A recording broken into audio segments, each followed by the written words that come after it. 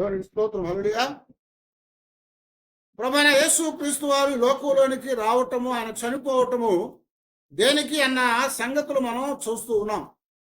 ఆయన రావటం అనేది, ఆయన చనిపోవటం అనేది మన జీవితాలకు ఎన్నో ప్రయోజనాలని కలిగించడానికి ఆయన జరిగించాడు.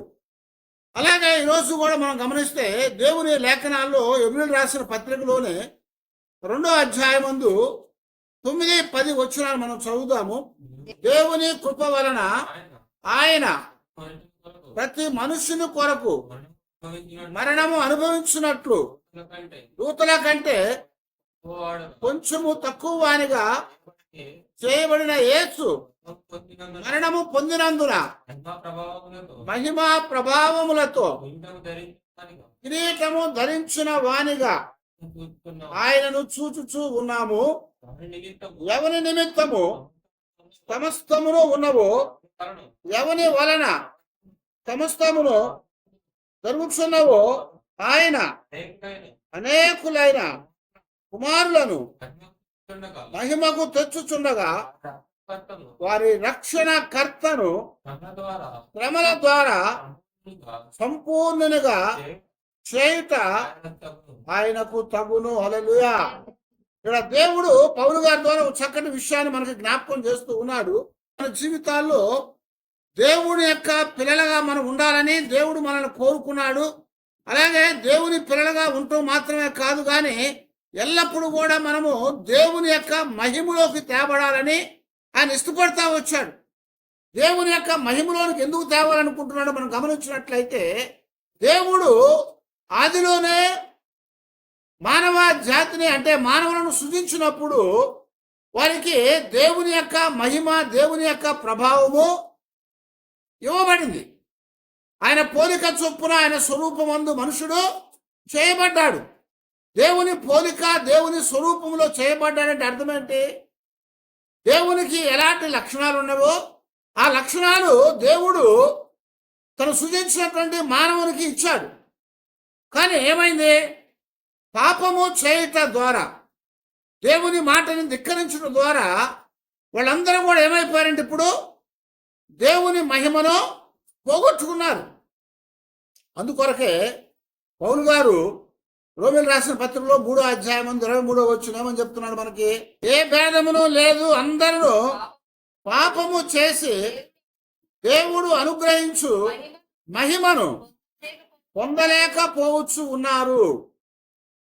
ఏమనండి? భేదం అనేది ఏదీ లేదట. కారణం ఏంటి? అందరూ కూడా పాపము చేశారు అంటున్నాడు. అందరూ పాపం చేసినప్పుడు భేదం అనేది ఉండదు. లోకంలో మనుషుల మధ్యలో భేదాలు ఉన్నాయి.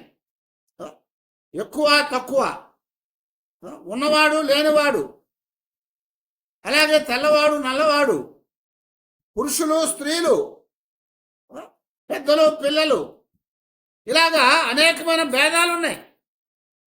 అయితే పాపము చేశారు గనక ఏ భేదం లేకుండా పోయిందంటున్నాడు. ఎందుకని మనం గమనించినట్లయితే పాపము చేసినప్పుడు భేదం అనేది లేదు. కారణం ఏంటంటే, ఒక రోగం వచ్చింది అనుకోండి, ఆ రోగం వచ్చినప్పుడు ఆ రోగము ఏ కులంలో వచ్చినా, ఏ మతంలో వచ్చినా, ఎలాంటి వారికి, తెల్లోడికి వచ్చినా, నల్లోడికి వచ్చినా, ఆడవాడికి వచ్చినా, మగవాడికి వచ్చినా అందరూ కూడా ఒక దగ్గరకు వస్తారు. లెప్రసీ కాలనీలోనే అనేక మంది ఉన్నారు. వీళ్ళందరూ ఉన్నారు, కానీ అందరూ ఒకే దగ్గర ఉంటారు. వాళ్ళు బయట ఉన్నప్పుడు ఇప్పుడు మనం చూస్తూ ఉన్నాం, సమాజం రెండు కదిలిచ్చినా కానీ వాడు ఎక్కువ కులమోడు, ఇటు తక్కువ కులమోడు, ఇలాంటి భేదాలు ఉన్నాయి. కానీ జబ్బు చేసిన తర్వాత, ఆ లెప్రసీ వచ్చిన తర్వాత వాళ్ళందరూ కూడా ఒక దగ్గర చేర్చబడ్డారు. అక్కడ భేదం లేదు. వాడికి ఏ కులమైనా పర్వాలేదు, భేదం లేదు అక్కడ. కారణం ఏంటంటే జబ్బు అనేది భేదం లేకుండా చేసింది అక్కడ. అలాగే ఇక్కడ పాపం అనేది కూడా భేదం లేకుండా చేసింది. అందుకొరకు ఏమన్నాడు పౌలు గారు? ఏ భేదమును లేదు, అందరూ కూడా పాపం చేశారు. అందరూ కూడా పాపం చేశారు కనుక అందరూ కూడా దేవుడు అనుగ్రహించే మహిమను పొందలేకపోతున్నారు అని జ్ఞాపకం చేస్తున్నాడు. దేవుడిచ్చే మహిమను పొందలేకపోతున్నారు. ఇప్పుడు ఎందుకు? ఆదాము పాపం చేశాడు. ఆ పాపం చేయటం వల్ల ఏమైంది? ఇప్పుడు బయటకు తోలివేయబడ్డాడు. బయటికి తోలివేయబడ్డాడు కాబట్టి ఆ తర్వాత వచ్చిన అందరూ కూడా అదే పాపంలో ఉన్నారు కనుక, అదే రోగంలో ఉన్నారు కనుక భేదం అనేది లేకుండా పోయింది. ఇప్పుడు దేవుని మహిమను పొందలేకపోయారు కాబట్టి కొంతకాలం అయిన తర్వాత దేవుడు అనేకులైన తన కుమారులను ఏం చేయాలనుకుంటున్నాడట? తన మహిమలోనికి తీసుకురావాలనుకుంటున్నాడు. తన మహిమలోనికి తీసుకురావాలంటే ఇప్పుడు ఏం కావాలి? వాళ్ళకి మహిమను ఇవ్వబడాలి. వాళ్ళకి మహిమనిస్తే, రోగాన్ని తీసివేస్తే, పాపాన్ని తీసివేస్తే, వాళ్ళకు ఉన్నటువంటి సమస్తాన్ని కూడా శుద్ధి చేస్తే కానీ వాళ్ళు ఇప్పుడు ఆ మహిమలోనికి తీసుకురాబడరు. అందుకే దేవుడు ప్రేమించాడు కాబట్టి వాళ్ళ కొరకు లోకానికి వచ్చాడు. ఈ లోకానికి వచ్చాడు కనుక ఆయన రక్తం కార్చి చనిపోయాడు. రక్తం కార్చకుండా పాప క్షమాపణ లేదు కనుక ఆయన రక్తము శుద్ధి చేస్తుందని జ్ఞాపకం చేశాడు. ఆ తర్వాత వాళ్ళని ఏం చేశాడు? పరిశుద్ధపరిచాడు, నీతిమంతులుగా చేశాడు, శుద్ధులుగా చేశాడు. వాళ్ళు ఇలా చేసిన తర్వాత ఇప్పుడు దేవుని యొక్క కుమారులుగా చేసుకున్నాడు. దేవుని కుమారులుగా చేసుకున్నాడు కాబట్టి ఇప్పుడు వాళ్ళందరినీ కూడా ఎక్కడికి తీసుకున్నాడంట? తన మహిమలోనికి తీసుకురావాలనుకుంటున్నాడు. ఏమన్నాడు ఇక్కడ? అనేకులైన కుమారులను మహిమకు తెచ్చుచుండగా అంటున్నాడు. అనేకులైన కుమారుల్ని మహిమలోనికి తెచ్చాడు. అలా తేవటానికి ముందు ఇప్పుడు మనం తీసుకెళ్లేవాడు కూడా మహిమలోకి వెళ్ళాలి. ఎవరైనా మనం తీసుకెళ్తానని చెప్తే వాళ్ళు అక్కడికి వెళ్ళగలిగే అవకాశం అతనికి ఉండాలి. ఒక పెద్ద అతని దగ్గర, ఒక ఎమ్మెల్యే దగ్గరకు, ఒక మినిస్టర్ దగ్గరికి, ఎవరి దగ్గరకైనా మనం వెళ్తున్నాం అనుకోండి, మనకు వెళ్తానికి అవకాశం లేదు అక్కడ. ఎందుకంటే సెక్యూరిటీ ప్రాబ్లం కానీ లేకపోతే తెలియదని కానీ ఎవరి దగ్గరికి రానివ్వరు. అయితే అక్కడికి వెళ్ళడానికి అవకాశం ఉన్నవాడు ఎవడో ఒకడు ఉంటాడు. అవునా? వాళ్ళ పిఏనో లేకపోతే వాళ్ళతో కలిసి ఉండేటువంటి వాళ్ళు, వాళ్ళ చుట్టాలో, లేకపోతే వాళ్ళ తాలూకా ఎవరైనా సరే ఒకడు ఉంటాడు. వాడు మనకు తెలిసి ఉంటాడు. ఇప్పుడు వాడు మనకు తెలిసినా తెలియకపోయినా ఇంకో వ్యక్తి ద్వారా వాడిని కలుస్తాం. ఇప్పుడు వాళ్ళు ఏం చేస్తారు? ఇప్పుడు వాళ్ళ ద్వారా మనల్ని మనం వెళ్ళాల్సినటువంటి ఆ మినిస్టర్ దగ్గరకో లేకపోతే ఆ పెద్ద మనిషి దగ్గరికి తీసుకుని వెళ్తాడు. కనుక అతని దగ్గరికి వెళ్ళాలంటే అతని దగ్గరికి వెళ్ళగలిగేటువంటి ఒక యాక్సెస్ ఉన్నవాడు కావాలి మనకి. ఇప్పుడు యేసు ప్రభువారు ఈ లోకానికి వచ్చాడు. ఆయన లోకానికి ఎలాగొచ్చాడు అంటే దేవుని కృప వలన ఆయన ప్రతి మనుష్యుని కొరకు మరణము అనుభవించినట్లుగా ఆయన లోకంలోనికి వచ్చాడు. ఆయన లోకంలోనికి వచ్చి ఏం చేశాడంట? ఆయన మరణం పొందటానికి దేవదూతల కంటే కొంచెము తక్కువగా చేయబడ్డాడు. దేవదూతలకి మరణం అనేది లేదు. గమనించారా? దేవుడు మరణం లేనివాడు. దేవదూతలకు కూడా మరణం లేదు. ఎందుకంటే పరలోకపు జీవులు అవి పైనుంచి కిందకి పడుతురోయబడ్డాయి. కానీ చివరికి ఆ నిత్యమైన నరకంలో వాటిని కూడా పడవేస్తాడు. చీకటి బిలములో, అంటే అడుగు లేని బిలములో ఆఖరిలో పడేస్తానని ప్రకటన చెప్తూ ఉంటాడు. కనుక ఇప్పుడు దేవుడుగా వచ్చినా మరణం పొందడానికి వీల్లేదు, దేవదూతలాగా వచ్చినా మరణం పొందడానికి వీల్లేదు. అందువలన దేవదూతల కంటే కొంచెము తక్కువగా యేసు ప్రభువారిని దేవుడు ఇప్పుడు చేసి, అంటే పంపించి ఆయనను మరణము పొందినంతగా చేసి ఆ మరణము ద్వారా మహిమా ప్రభావంతో కిరీటాన్ని ఆయనకి ధరింపు చేశాడు. మరణం పొందిన తర్వాత ఆయన్ని లేపాడు, మరణంలో నుంచి పునరుద్ధారణగా చేశాడు. పునరుద్ధారణగా చేసిన తర్వాత ఇప్పుడేం చెప్తున్నా అంటే ఆయనకి మహిమా ప్రభావంతో కూడినటువంటి కిరీటాన్ని ధరింపు చేశాడు. ఆయనకి మహిమా ప్రభావాలతో కూడిన కిరీటాన్ని పెట్టాడు కనుక ఇప్పుడు ఆయన మహిమలోకి వెళ్ళగలిగేటువంటి ఒక గొప్ప అవకాశం ఉంది. మనం తీసుకెళ్ళటానికి ఒక ఆధారం ఆయన. అందుకొరకే ఆయన ఇప్పుడు మహిమలోనికి వచ్చాడు. ఆయన మహిమా ప్రభావాల్ని కిరీటముగా ధరించుకొని ఉన్నాడు. ఆయన కిరీటంగా ధరించుకున్నాడు కనుక ఇప్పుడు ఆయన నిమిత్తమే సమస్తం ఉన్నాయి, ఆయన నిమిత్తమే సమస్తం కూడా కలుగు చేయబడ్డాయి. కనుక ఆయన అనేకులైనటువంటి కుమారులను మహిమలోనికి తీసుకురావటానికి ఆయన ఏమంట? వారి రక్షణ కొరకు శ్రమల ద్వారా తనను తాను సంపూర్ణుడుగా చేసుకున్నాడు. ఇప్పుడు దేవుని మహిమలోనికి తేవాలంటే మనం పోగొట్టుకున్నటువంటి మహిమ అనేది తిరిగి మనం పొందగలగాలి. అందుకే అదే రోమిలు రాసిన పత్రికలోనే 11వ అధ్యాయము 36 వచ్చింది చూడండి. ఆయన మూలముగా ఆయన ద్వారా ఆయన నిమిత్తము సమస్తము కూడా కలిగి ఉన్నాయి.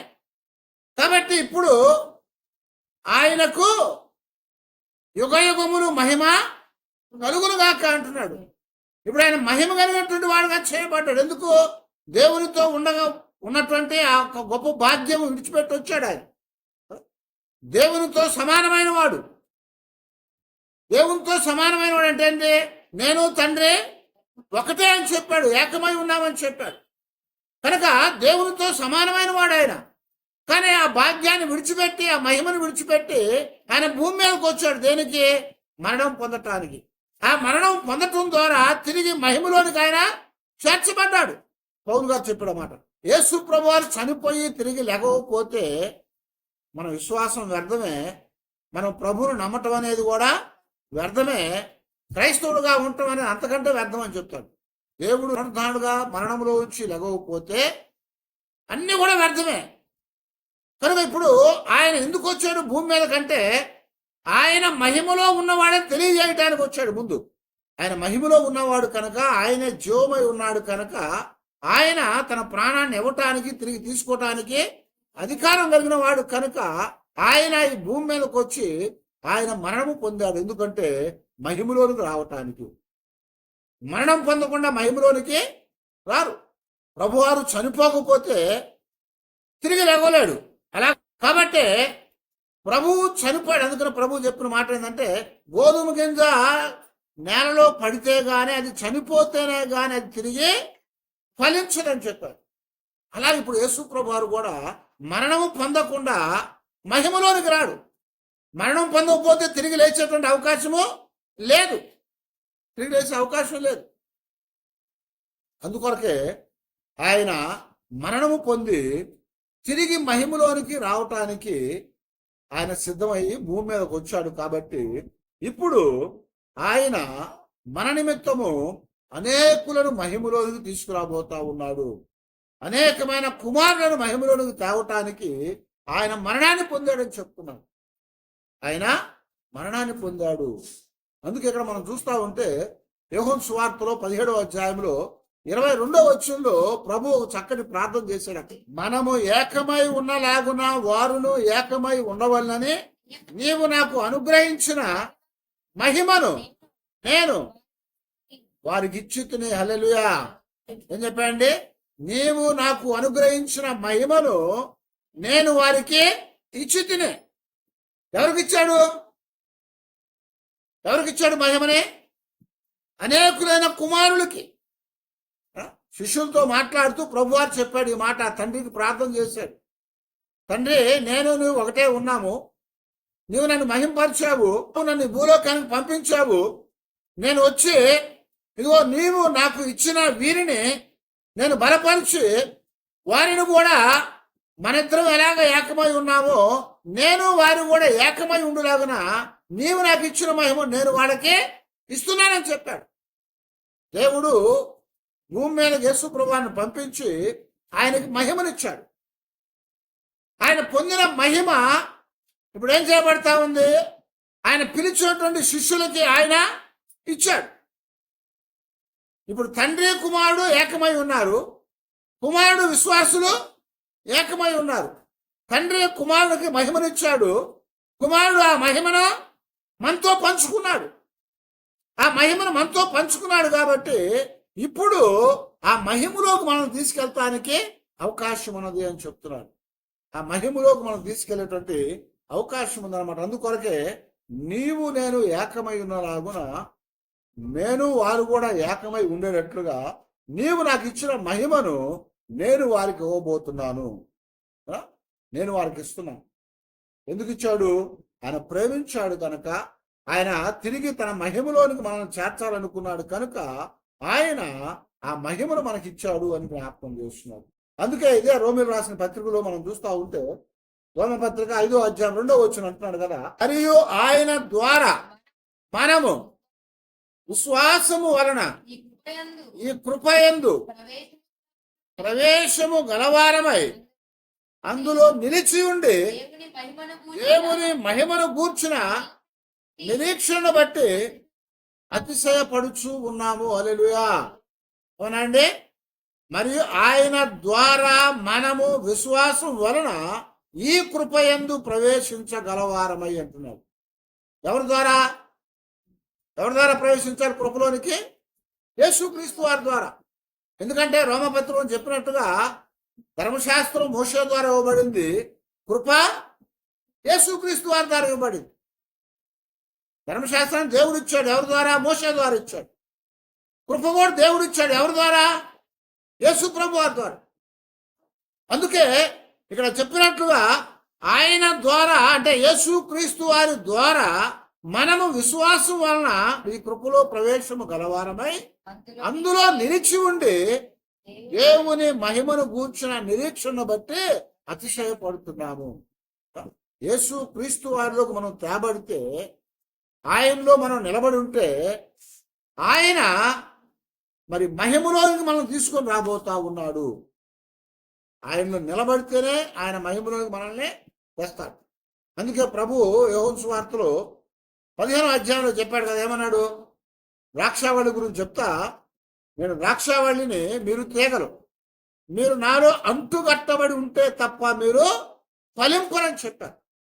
ఎవడైతే నా యందు అంటుకట్టబడి ఉంటాడో వాడు బహుగా ఫలించునని చెప్తున్నాడు. కాబట్టి ఇప్పుడు మనం ఏం చేయాలంట? ప్రభువులో విశ్వాసం ఉంచాం కనుక ఆ ప్రభు యొక్క ద్వారా ఆయన కృపలో మనం ప్రవేశిస్తున్నాము. ఆయన కృపలో మనం ప్రవేశిస్తున్నాం.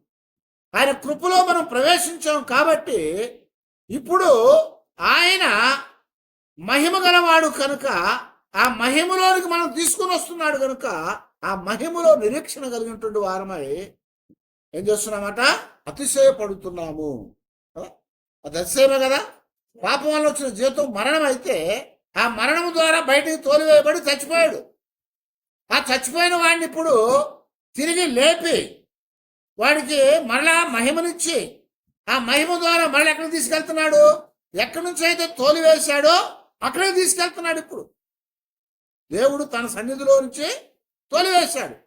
ఇప్పుడు మళ్ళా ఇప్పుడు ఎక్కడికి వెళ్తున్నాం? మనము దేవుని సన్నిధిలోకి తీసుకెళ్ళబడుతున్నాం, తండ్రి సన్నిధిలోకి తీసుకెళ్ళబడుతున్నాం. అదే రోమపత్రికలోనే 8వ అధ్యాయంలో 17వ వచనం మనం చూస్తే, మనము పిల్లలమైతే వారసులము, అనగా దేవుని వారసులము, క్రీస్తుతో కూడా మహిమ పొందుటకు ఆయనతో శ్రమపడిన ఎడల క్రీస్తుతోడి వారసులం అన్నాడు. మనము క్రీస్తుతో కూడా వారసులం అని చెప్తున్నాడు. దేనికి వారసులం అట? క్రీస్తుతో కూడా మహిమకు వారసులం అంటున్నాడు.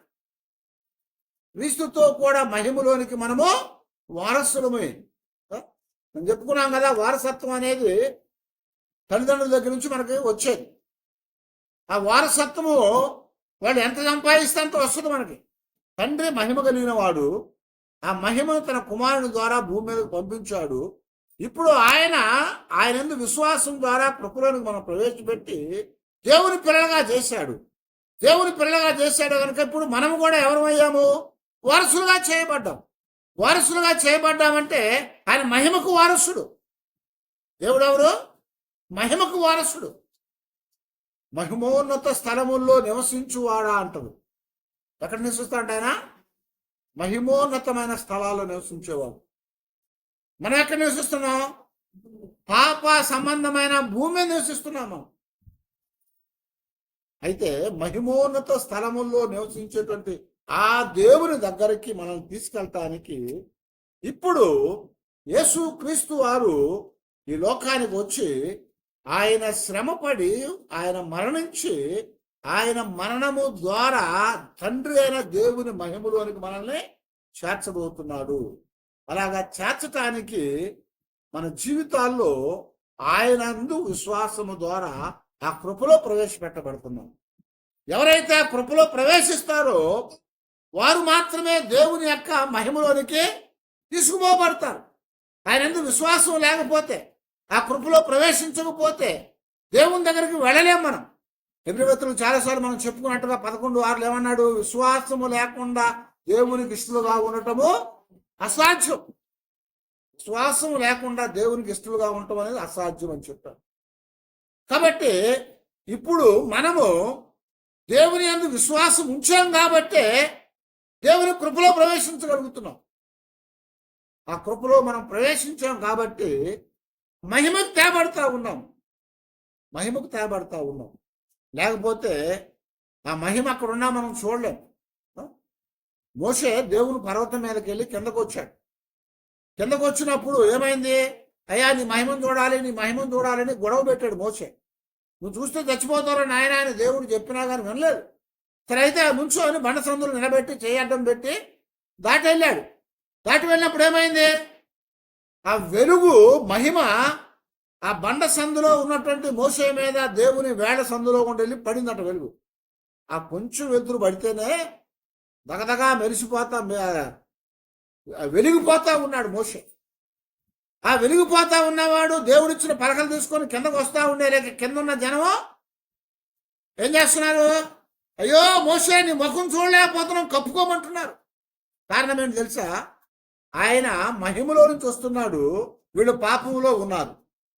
కాబట్టి మహిమలో నుంచి వచ్చే మోషే ముఖాన్నే పాపంలో ఉన్న వీళ్ళు చూడలేకపోతే మరి దేవుని యొక్క మహిమలో మనం చేర్చబడాలంటే విశ్వాసంలోకి రావాలి కదా. విశ్వాసంలోకి వచ్చినాక ఆయనతో పాటు మనము కృపలో ప్రవేశించాలి కదా. కృపలో ప్రవేశించకుండా మహిమను చూడలేం. దేవుని యొక్క కృపలో ప్రవేశించాడు కాబట్టే మోషే దేవుని మహిమ ఆయన మీద పడింది. అలాగే ఇప్పుడు మనము కూడా దేవుని యొక్క మహిమలోనికి మనం చేర్చబడటానికి ఆయన ముందు విశ్వాసము ద్వారా ఆయన కృపలోనికి మనం చేర్చబడ్డాము. ఆయన కృపలోనికి మనం చేర్చబడ్డాము కనుక ఇప్పుడు మనము దేవుని మహిమలోనికి తేబడతాము అని చెప్తున్నాను. ఇప్పుడు దేవుని యొక్క మహిమలోనికి తేబడతాం. కాబట్టి దేవుని మహిమను మనకి ఇవ్వటానికి యేసు ప్రభువారి లోకంలోనికి రావాల్సి వచ్చింది. యేసు ప్రభువారి లోకంలోనికి వచ్చి ఆయన మన నిమిత్తం ఆయన చనిపోయాడు. ఆయన మరణానికి అప్పగించబడ్డాడు. ఆ మరణము ద్వారానే దేవుని మహిమలోకి మనం తేబడతాం. ఎందుకు? మరణించాడు కాబట్టి తిరిగి లేచాడు కనుక ఆయన మహిమను పొందాడు. ఆయన మహిమను పొందాడు కనుక ఆయన మహిమ ద్వారా మన తండ్రి అయిన దేవుని మహిమలోనికి తేబడుతున్నాము. అలాగే తేబడటానికి యేసుక్రీస్తు వారి లోకంలోనికి వచ్చి ఆయన మన నిమిత్తం చనిపోవాల్సి వచ్చింది. ఎందుకు చనిపోయాడు యేసుక్రీస్తు వారు? మనలను మహిమలోనికి తేటానికి, అనేకులైన కుమారులను మహిమకు తెచ్చటానికి, అనేకులైన కుమారుల్ని మహిమలోనికి తీసుకురావటానికి కుమారుడైన యేసు ప్రభువారు పరలోకాన్ని విడిచిపెట్టి భూమి మీదకి వచ్చి పాపులైన మన కొరకు పాపిగా చేయబడి ఆ సిలువలో వేలాడి మన నిమిత్తం ఆయన ప్రాణాన్ని పెట్టి ఆయన ప్రాణాన్ని మనకిచ్చి మన మరణాన్ని ఆయన స్వీకరించి మనము దేవుని యొక్క మహిమతో నింపబడేట్లుగా ఆయన చనిపోయి తిరిగి లేచి మహిమలోనికి చేర్చబడ్డాడు. ఆ మహిమను ఇప్పుడు మనకిచ్చాడు. ఆ మహిమను మనకిచ్చాడు కాబట్టి ఆయనతో పాటు ఇప్పుడు మనం మహిమలోనికి వెళ్ళగలం. ఆయనతో పాటు మహిమలోకి వెళ్తాం. అందుకొరకే ఇక్కడ చెప్పినట్టుగా ఆయన మరణము ప్రతి మనుష్యుని కొరకు ఆయన మరణమును అనుభవించినట్లుగా వచ్చాడు. మరణం అనుభవించినట్లుగా వచ్చాడు. మరణము పొందినందున మహిమా ప్రభావాలతో కిరీటము ధరింపు చేయబడ్డాడు. మహిమా ప్రభావాలతో కిరీటం ధరింపు చేయబడ్డాడు కాబట్టి అన్నీ కూడా ఆయన ద్వారా, ఆయన నిమిత్తము, ఆయన వలన సమస్తం కలిగినాయి. సమస్తం కలిగినాయి. తులసి పత్రికలో మనం చూస్తే అక్కడ రాస్తాడు, కలిగినది ఏది ఆయన లేకుండా కలగలేదు. ఆయన ద్వారా కలిగినవి కనుక ఆయన ద్వారానే ఇప్పుడు మనం మహిమలోనికి మనం తీసుకురాబడాలి. ఆయన ద్వారా తప్ప ఎవరి ద్వారా కూడా మహిమలోనికి మనం తీసుకురాబడం. ఎందుకని? యేసుప్రభువారు యోహాను సువార్త 14:6 ఏం చెప్పాడు? నేనే మార్గము సత్యము జీవమునై ఉన్నాను, నా ద్వారా తప్ప ఎవడు కూడా తండ్రి అయిన దేవుని దగ్గరికి చేరలేడు. ఎవరి ద్వారా? ఆయన ద్వారానే. ఆయన ద్వారా తప్ప ఎవడు కూడా తండ్రి దగ్గరికి వెళ్ళాడు. కాబట్టి ఆయన మహిమను పొందాడు. ఆయన మహిమను పొందాడు కనుక ఆ మహిమను ఇప్పుడు మనకిచ్చి మనల్ని మహిమలను తీసుకెళ్తున్నాడు. అలాగ తీసుకెళ్ళటానికి ఆయన మన నిమిత్తము చనిపోవటానికి భూలోకంలోనికి వచ్చాడు. ఆయన ఈ లోకానికి వచ్చి ఆయన చనిపోయి మనల్ని మహిమలోనికి తీసుకుని వెళ్తున్నాడు. అందుకొరకే తులసి పత్రిక 1వ అధ్యాయం 27వ వచనంలో అన్య జనులలో ఈ మర్మము యొక్క మహిమైశ్వర్యము ఎట్టిదో అది అనగా నీ యందున్న క్రీస్తు మహిమ నిరీక్షణకు కారణమై ఉన్నాడు సంగతిని దేవుడు తన పరిశుద్ధులకు తెలియపరచ గోరి ఇప్పుడు ఆ మర్మమును వారికి బయలుపరచను. హల్లెలూయా. అవునండి. దేనికంట? అన్ని జనులలో ఈ మర్మము యొక్క మహిమైశ్వర్యము ఎట్టుదో అది అనగా మీ అందున్నటువంటి క్రీస్తు మహిమ నిరీక్షణకు కారణమై ఉన్నాడు. ఇప్పుడు మన లోపల ఎవరున్నారట? ఎవరున్నారు మన లోపల? క్రీస్తున్నాడు, యేసు ప్రభు వారు ఉన్నాడు, దేవుడు ఉన్నాడు. అవునా? దేవుడే ఉన్నాడా? పౌలు గారు ఏం చెప్తున్నాడు మరి ఆ కొరింథీయులకు రాసిన పత్రికలో 3వ అధ్యాయం 16వ వచనం ఏమంటాడు? మీరు దేవుని ఆలయమై ఉన్నారని, మీలో దేవుని ఆత్మ నివసించుతున్నదని మీరు ఎరగరా? మనం దేవుని ఆలయము. ఆ ఆలయంలో ఎవరుంటాడు? దేవుని ఆలయంలో ఎవరుంటారు? దేవుడు ఉంటాడు. కనుక ఇప్పుడు అన్ని జనుల్లో అట ఆయన మహిమ నిరీక్షణకు కారణముగా ఉండేటట్లుగా ఆయన మనలో ఉన్నాడు కాబట్టి ఆ మహిమను మనం పొందగలుగుతాం. ఆయన మనలో లేకపోతే మహిమను పొందలేం. ఆ మహిమను ఇవ్వటానికి ఆయన ఈ లోకానికి వచ్చి ఆయన మరణించి తిరిగి లేచాడు.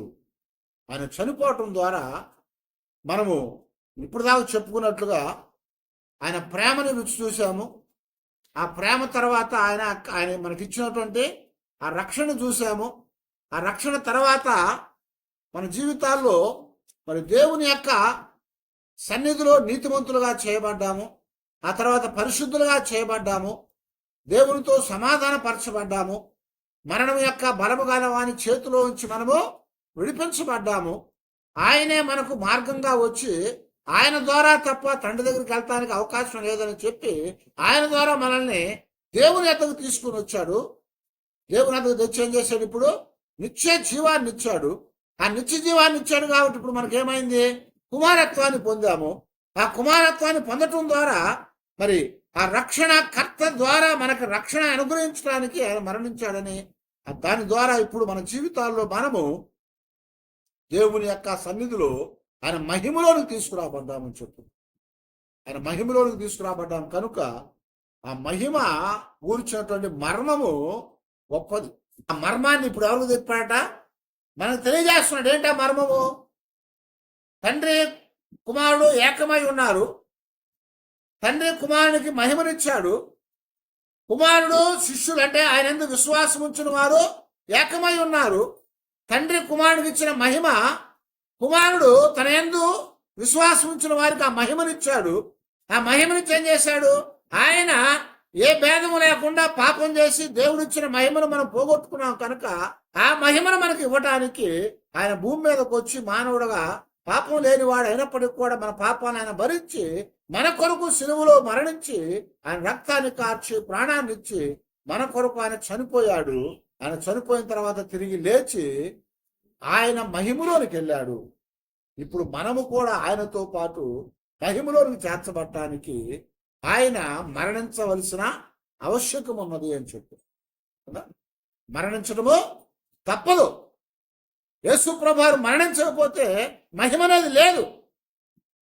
ఆయన మరణించినాక తిరిగి లెగవకపోతే మహిమ అనేది లేదు. కాబట్టి ఆయన చనిపోయి తిరిగి లేచాడు. అందుకు ఏమన్నాడు?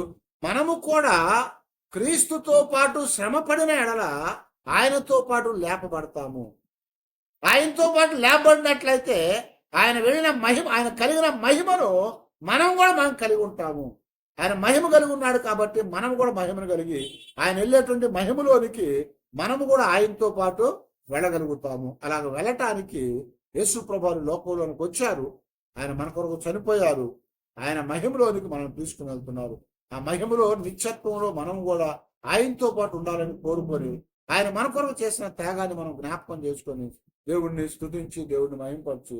దేవా, నా కొరకు లోకానికి వచ్చావు, నా కొరకు శ్రమ పడ్డావు, నా కొరకు దేవా అక్కడ మహిమను విడిచిపెట్టి ఇక్కడికి వచ్చి చనిపోయి తిరిగి మళ్ళా నీ మహిమను సంపాదించుకొని ఆ మహిమను నాకు ఇచ్చి నన్ను మహిమలో చేర్చున్నందుకు నీ వందనాలు ప్రభువా అని దేవుని దగ్గర ప్రార్థన చేసుకున్నాం. తల వచ్చి ప్రార్థన చేసుకున్నాం.